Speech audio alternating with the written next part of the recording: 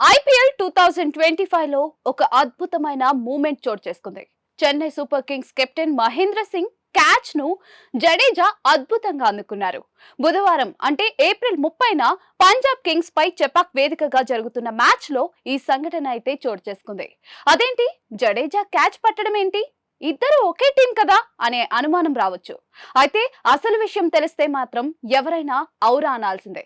Chennai Super Kings innings లో 19 over Chahar bowling వేయడానికి వచ్చాడు. ఈ ఓవర్ తొలి బంతికే ధోని లాంగ్ ఆన్ దిశగా సిక్సర్ కొట్టాడు. వన్ హ్యాండెడ్ తో కొట్టిన ఈ స్టన్నింగ్ షాట్ సిక్సర్ వెళ్ళింది. బౌండరీ దగ్గర ఉన్న జడేజా ధోని క్యాచ్ అందుకుని సర్ప్రైజ్ చేశాడు.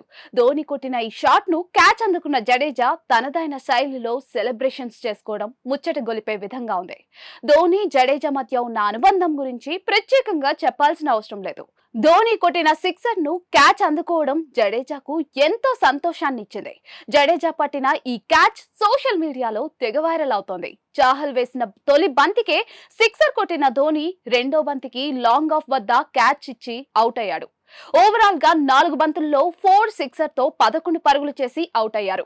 ఇక జడేజా 4 ఫోర్లతో 17 పరుగులు చేసి అవుట్ అయ్యారు.